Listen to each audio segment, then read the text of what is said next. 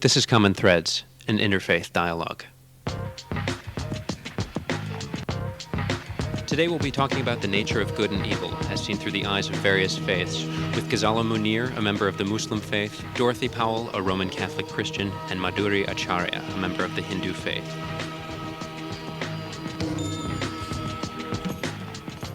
What makes something good? What makes something evil? Does evil take the form of a human likeness? Does good? Are these two merely philosophical opposites of one another, or do they exist alongside one another? Those are questions we're going to be addressing today on Common Threads. I'm joined here in the studio by Ghazala Munir, a member of the Muslim faith. Ghazala, thank you for being with us. Certainly. Dorothy Powell, a Roman Catholic Christian. Dorothy, thank you. Thank you. And Madhuri Acharya, a member of the Hindu faith. Thank you. So, what is the nature of good? What is the nature of evil? Out of what do they come? Dorothy Powell? Unfair. Start this, huh? I suppose I would just have to go back to the Augustinian Thomistic tradition that evil is simply not the negation, the lack of, absence of good. Good meaning perfection intended in creation. Perfection how? Perfection following what model? It is perfection in the following of what? Is it a model set by God, a prescribed behavior? Well, yes, of course, if we're saying that evil is the absence of good, then ultimately good is whatever it is that we call God. Okay. On the other hand, obviously we're not all God. Whatever it was that God intended in creation, in creating the human, the dog, the tree, whatever God's ultimate intent in that creation was, to the extent that it fails to reach its potential of perfection, it is evil. Gotcha.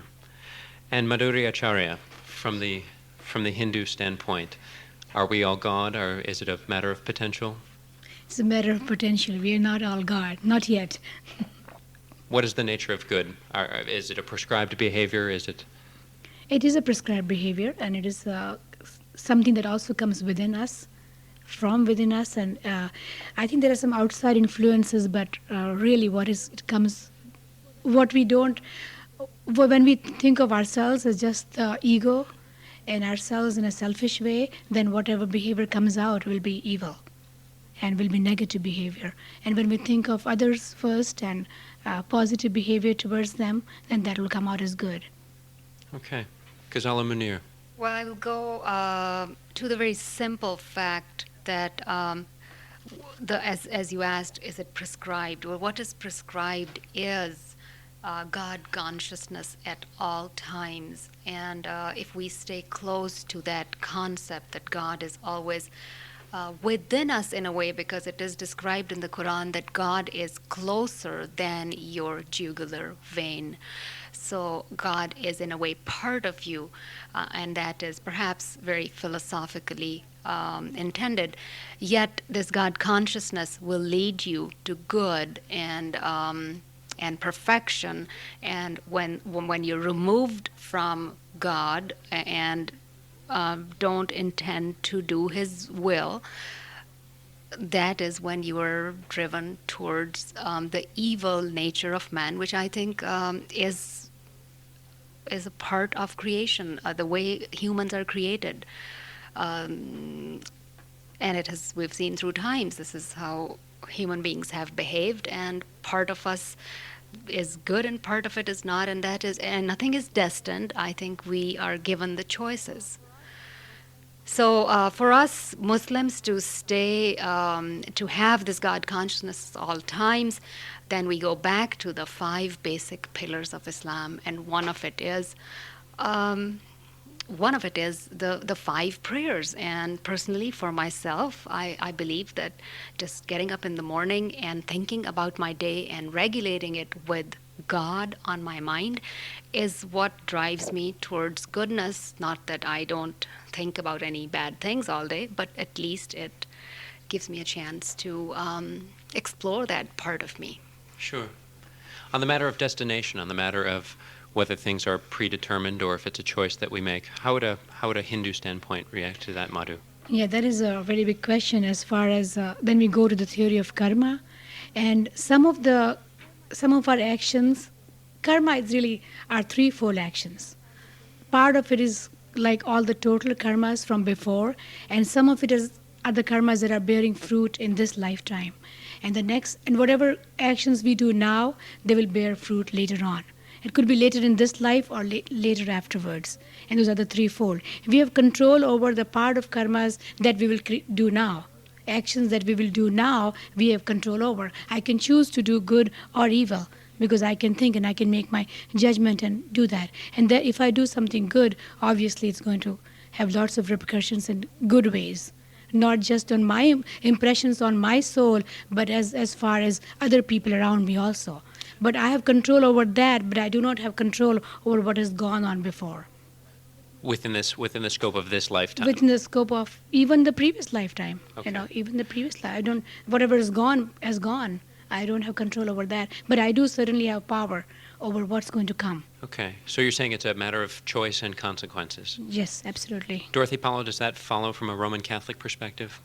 Well, not the part about previous lifetimes. Okay. But certainly, in as much as human beings have free will to determine their own ultimate destiny. But I would like to just jump away from that, Fire if I away. can. Please. We started out talking about good and evil from an existential viewpoint and jumped immediately into moral good, and I think we're going all kinds of different directions. Sure. When we started talking about good or evil from an existential viewpoint, good being the ultimate perfection for which a thing was created, I really think that, philosophical and who cares as that sounds, leads us to some strange perspectives on things sometimes. How do you mean? If we come from the Thomistic Augustinian tradition, that God created everything in a state of perfection from which it somehow fell. Slipped. Sure. So now there are these gaps or areas or imperfections which we call evil existentially.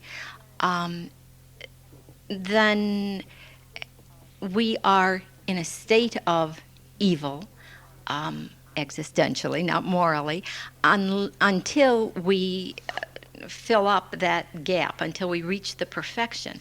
On the other hand, if you took a more modern or scientific viewpoint, perhaps, that the perfection in which God created things is an evolutionary act, which is at this moment at the precise stage which it is supposed to be, then it is perfect At all times. at all times.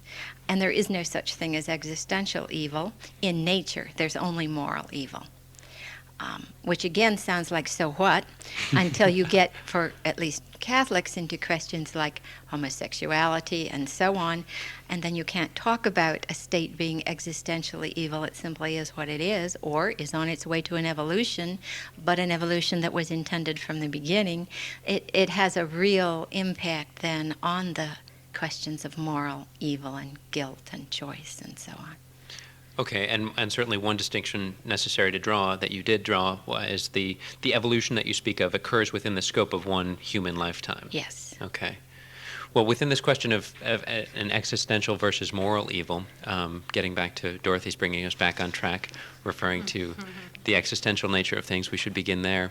What are the reactions? We've talked about a falling within the Christian perspective. Does that exist within the Muslim faith? No, there is no such thing as falling. And I was just going to ask, does that mean the original sin? Well, we believe that human beings were not born in sin. They're not born in sin, that they are born pure.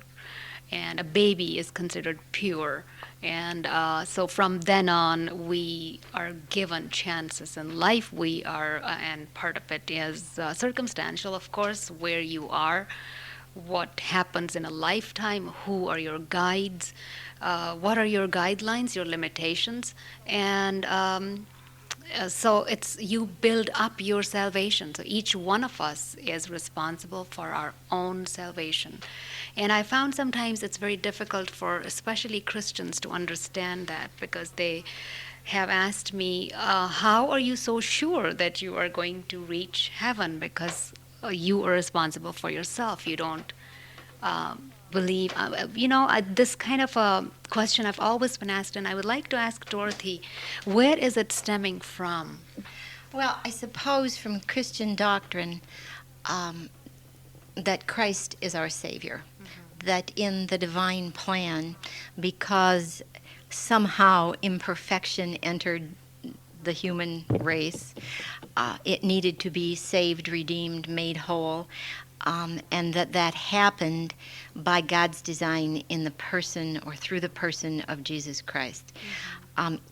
In baptism into Him, then, we achieve the perfection we need to work out our own salvation. It comes down in the end to the same thing. We're still all responsible for the moral good or evil that we choose that determines our life. So it's just, I think the difference being that we sense that need for this intervention, which you don't, because you don't have to deal with the doctrine of original sin, which Augustine invented in the 4th century. Invented? Oh, really? It was invented in the 4th century? This isn't going on the air, is it? I wasn't supposed to Well, say my that. Pretend it was. question, can I just follow up the discussion, or do you By all two means, want- no, okay. please. Then I think that, and I know, Dorothy, you personally don't believe that, but then that leaves, what is it, 2/3 of the world population out of salvation. I mean, how are we going to be salvaged in the end? Catholic, Saved, I can, and I know everybody certainly would not agree. Catholic Christian doctrine, officially, I mean, I'm not just talking for me, officially, according to the documents of the Second Vatican Council, Catholic Christian doctrine would hold firmly that salvation, the perfection of humanity, enters the world through Jesus the Christ, through whom all human beings can be brought to salvation, and specifically mentions Hindus, Muslims, Buddhists, etc. Oh, it does and goes really. in great detail, in I fact, see. not great detail, in some detail, into the particularly what the current fathers of the church would see as the particularly beautiful aspects of those faiths, and states that members of those religions can be, because they have to work it out themselves, come to salvation through their own religions. However, we would still have that overriding notion that this has all been made possible through Christ, I see. which other people may not particularly appreciate, but Has your question been answered? Yes, I think it has been answered very well. Dorothy did a wonderful job answering it, but then I have to take part of the blame as a Muslim, how Muslims feel that the rest of the world is not going to be saved because they are holding Jesus as partners with God, and they are dealing with a dual or duality or the Trinity of God, whereas God is the unity of God is so stressed in Islam. So, I mean, according to and I don't know which category to put people in who believe that, but that's a large number of Muslims who do believe that, and I seem to be an exception. and there are some- certainly a large number of Christians and a large number even of Catholics who have never read the documents of the Second Vatican Council, who certainly struggle, and I have to struggle reading our own scriptures with Yeah. all those notions Same of here. salvation. Certainly. Yeah, unity of God is really stressed in Hinduism too, and it's all there is God. And so for us, the historical, for me personally, one historical event creates a problem. I mean, that's fine. I have no difficulty with believing in Jesus. Even as Son of God, there is no problem. But then to say that this is the only way, that's the hardest thing for me as a Hindu, because we always say everybody will get salvation no matter what they believe. Well, though we're talking about salvation, though you hear us talking about salvation now, we're here to talk about good and evil here on Common Threads and Interfaith Dialogue, a production of WGVU, National Public Radio for West Michigan. I'm Marc Evan Jackson. Madhuri Acharya, is there a notion of original sin within the Hindu faith? Are we building up from something, or from ground zero, or are we merely making up from something that's gone awry in the beginning? There is no original sin in Hinduism. I mean, at least there is not one that I'm aware of. And as even Ghazala said, my friend here, that we are pure. The At part birth. we are pure. The inside part, the Atman that we talk about, the soul, the spirit is pure. And then somehow, as Dorothy said, somehow the evil has come within us. And evil really, in a way, is the lower nature that we have. Our lower tendencies are the evil. And our really aim always is to override that and rise to higher and higher planes. Talk more about the lower natures. It's what is the origin of it? Is it from within oneself, or is it the devil made me do it? Is it someone tempting you from outside yourself? No, there is no concept of the Satan or the devil in Hinduism. It's in some ways you can say Maya, the force of nature. You know, if you go deeper into it, there is spirit and there is matter. The more finer something is, there is more spirit. The lower it is, there is more, matter in it. So then, the force of nature, God has complete, has power over Maya. That is the force of nature. And in some way, if you want to call evil, you can call that creates problems. And our ignorance is also evil, and that's Maya. And that's like a curtain that's in front of us, veils in front of us. And our aim is to really remove them one by one till we get to perfection. Okay. Dorothy Powell, how does that translate into Roman Catholicism, the nature of the, as Madhu referred to them, lower tendencies? Is it more a lower tendency, or is it a temptation from the outside? Is it within the individual? Here we're moving into the scope of moral evil. When Madhu talks, I always have a hard time figuring out why we don't belong to the same church. Yeah, I felt that too. Because Catholic theology would still hold, in spite of all its baggage of original sin and so on, that humanity is created good, is created in the image of God, and so has to be created good. Now, here you're speaking of individual babies at the time of their birth. Uh-huh. Okay. Yes.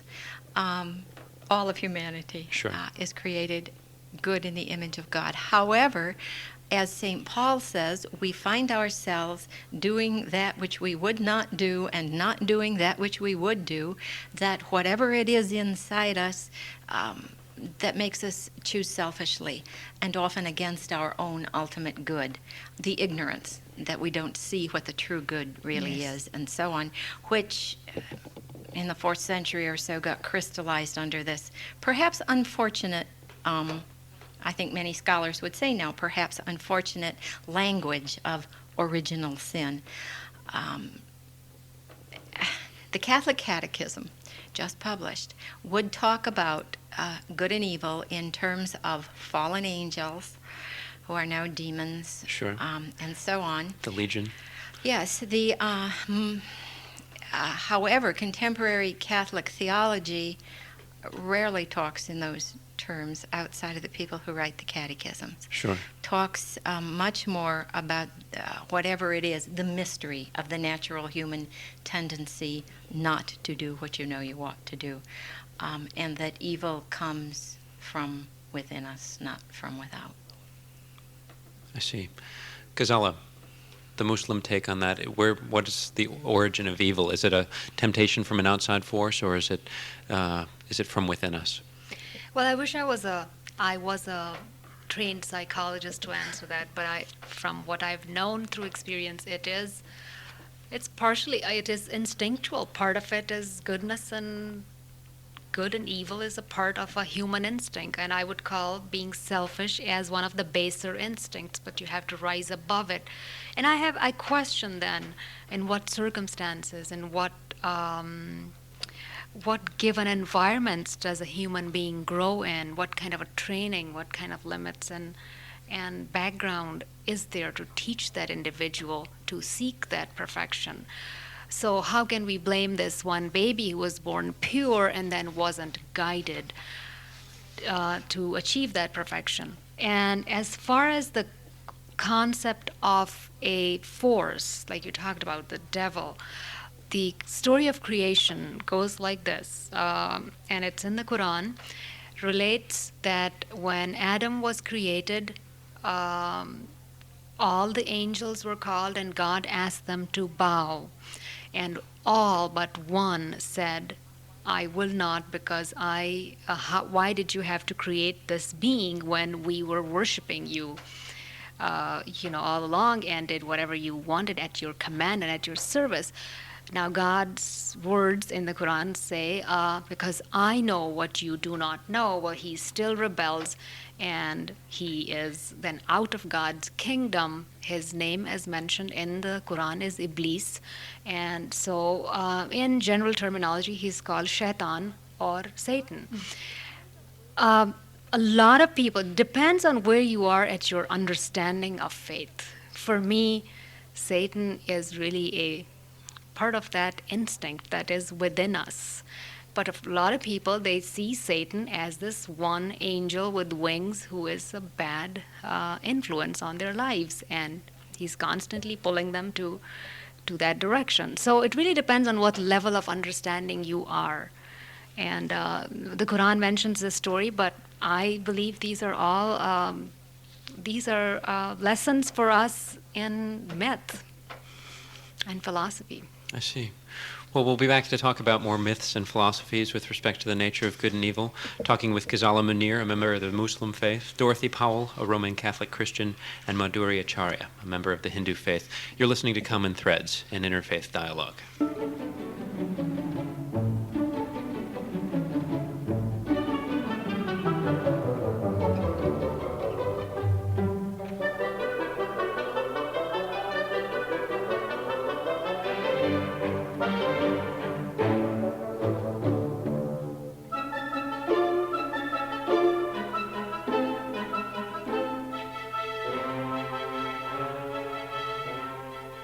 I'm Noah Adams. In Israel, the election of Benjamin Netanyahu because of the staunch support of the nation's ultra-Orthodox Jewish community. That new political power has created new tensions between religious and secular Jews as the ultra-Orthodox seek to make the rest of the nation's Jews conform to their own conservative behavior. That story later on NPR's All Things Considered. 4 o'clock this afternoon at AM 1480 and 88.5 FM WGVU. President Clinton says he will sign the new welfare bill. On the next Fresh Air, we'll hear from New York Times writer Jason DeParo, who covers issues of poverty and social welfare. DeParo will explain what changes we can expect from the new law. I'm Marty Moscowain. Join us for the next Fresh Air. Fresh Air, tonight at 7 on AM 1480 WGVU.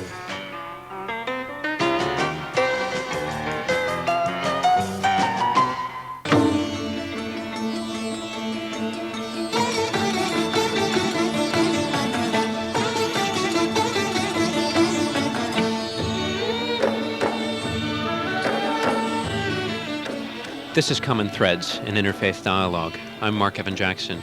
We're here today talking about the nature of good and evil as seen through the eyes of various faiths with Ghazala Munir, a member of the Muslim faith, Dorothy Powell, a recently excommunicated Roman Catholic, and Madhuri Acharya, a member of the Hindu faith. Before the break, we were talking about notions of Satan and sort of fairy tale notions, those red horns and a forked tongue and a tail like a trident, things of that nature. Would it not follow through all the various faiths that it depends where on your spiritual walk, as some say, you are, whether it's a concept, whether you need to anthropomorphize it and make it into a plastic toy that you can look at and have a knowledgeable shape of, a knowledge of a shape of, or just a notion, a force? Madhu? Yeah, it's for a Hindu, I think for most Hindus, it is a notion. It's not a personality, it's a notion. But in mythology, as we were talking about earlier, the demons are always portrayed as evil. And if you looked at Ramayana, Ram came on this and the earth to rid the earth, the good people, from the demon Ravan. And Ravan was as evil as you can think. And that's in some way you can say that that's personifying evil. Sure. Through the stories. What about that character? What was as evil as it can be? What were attributes? He of course tortured everybody, and he stole, everybody's property and their jewelry and everything, and then he even abducted Ram's wife Sita, and he wanted to marry her, and she wouldn't have any of that. And that's how the story was, that he takes this army of monkeys and different animals that go from the northern part of India all the way south to where Sri Lanka is today, and that was his kingdom was there, and that's how the war starts. But Ravan was a very intelligent man, extremely intelligent man. It is said that he had 10 heads. He was so brilliant. He had 10 heads, and when Ram is trying to kill him on the battlefield, he would cut off one head, it'll grow again, and it kept on going. It was almost impossible to kill him because he did also have merits, but he also was an evil man. So that's how the story went. See, what's encouraging about this is that if gods are all the gods, all the concepts of gods are male, all the concepts of Satan, evil, is also male. It's A whole nother subject. that is a whole another A whole subject. nother As you were show, saying that, I was I'm afraid. thinking. Yeah. Could I say something? I wish you would. For other purposes, before I came here, was looking at some of the documents of the Second Vatican Council, and one of the references they made to Hinduism was the beauty of the richness of its mythology as well as the depth of its philosophy. And I think sometimes, we get a little sophisticated and think, well, this is all metaphoric language, and I certainly believe it is, and so on. And we discount the value of some of those myths. If we had not grown up with our mythologies, we would not be able to philosophize or, I think that we need the mythology. Yeah, you are right, because I'm guilty of that very often. How do you mean? I'm guilty of not putting, as much merit or as much value on mythology as I should. Looking at them merely as folk tales or Folk tales and just discounting them, and where I, things of that shouldn't nature. always do that. Sure. Yeah. Now, isn't there certainly the argument could be made that these folk tales are cultural influences brought out, things that we tell our kids to keep them in line, things of that nature. If you do this, if you act out in this way, this sort of ramification will come to pass. Certainly that argument could be made, could it not, Dorothy Powell? Not in my house. Yes, certainly that probably has a great deal to do with the development of those myths in the first place. Here we've certainly made the transition into moral good, but I guess what I'm asking is devil as boogeyman type of thing, fear for one's life rather than the joy of perfection. Yeah, but I also think, not that I want to give a lot of credence to anthropomorphizing the devil, but I don't know about other people. I suppose I can only speak about myself. But maybe I'm not unique in this sense that while I do not believe in a principle of evil, that I believe evil is the lack of good, nevertheless, I think sometimes we experience and sense, even within ourselves, a depth of evil, a depth of the existence of evil in the world that we absolutely cannot explain through human nature or moral choice. Almost a collective evil. And I kind of think maybe that's the sense that we anthropomorphize out of. We don't know how to explain that evil. Because the numbers are so vast, the concept is so huge, our human minds can't conceive of it, you say? Yes, so you have to put it in some form to deal with it. Sure.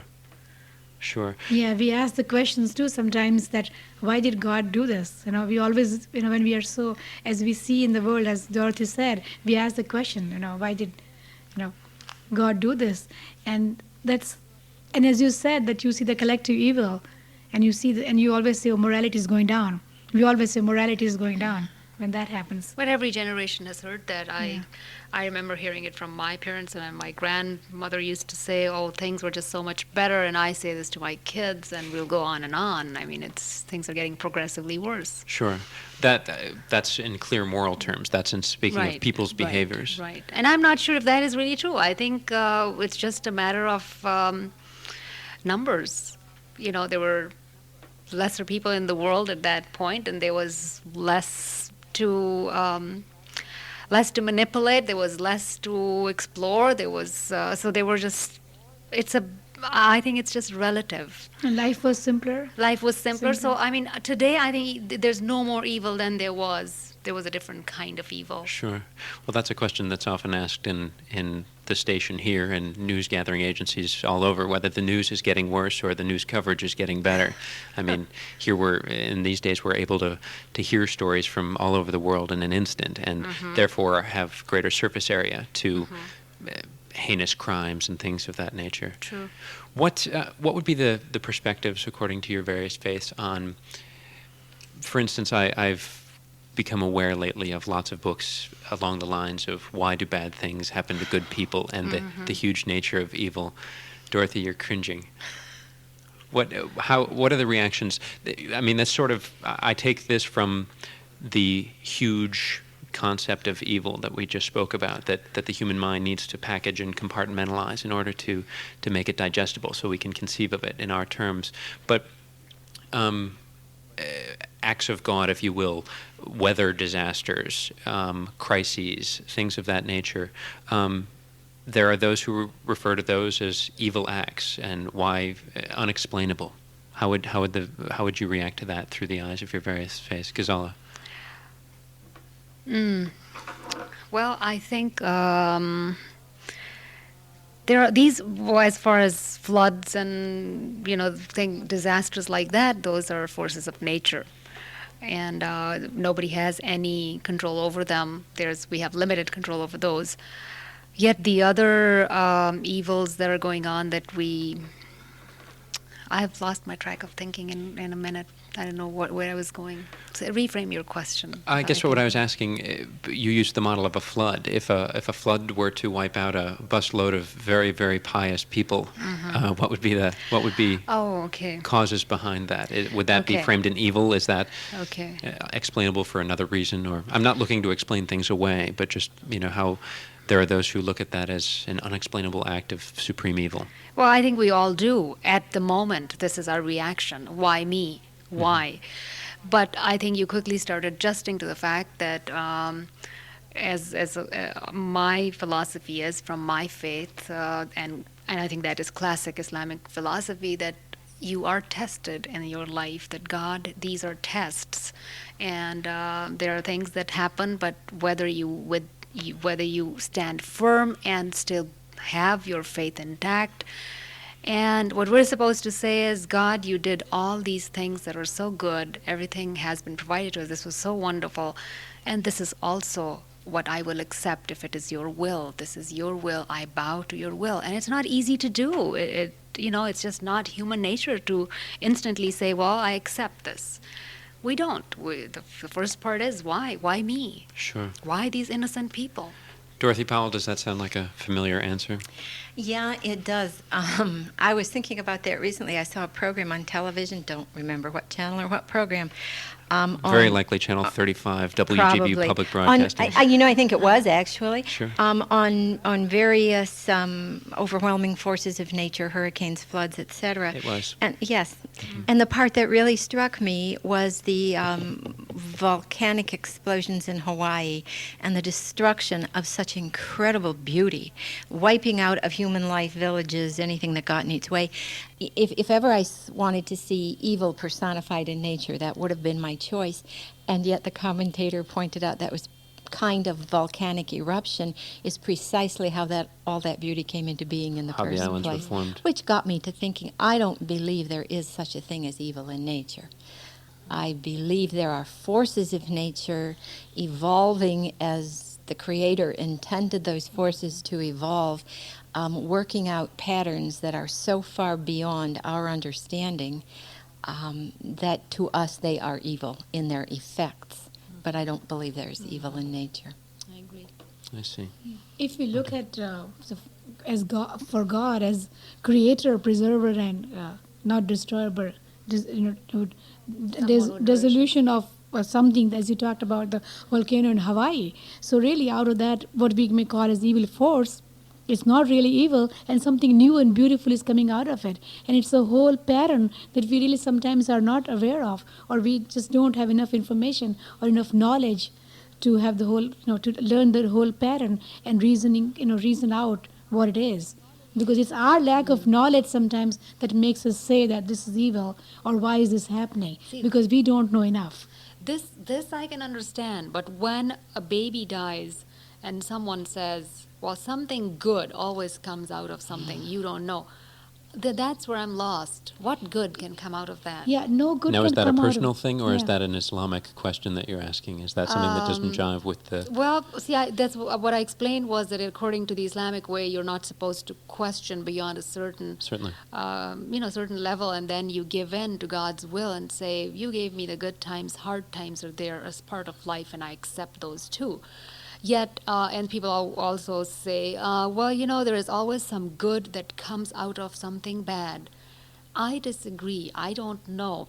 I have a big question about what good can come out of a young person's passing away. No good can come out of it, but the way we would explain it is that there are so many interconnected things that we really cannot explain with the limited window of, we have our vision is really very narrow-minded. It really is. And we don't know. We don't know. If you think of the law of karma and rebirth, you don't know what was that baby before in the previous life, what made it take that birth, what made it come into that family, what gave it a disease or a body that wasn't working or had needed to go.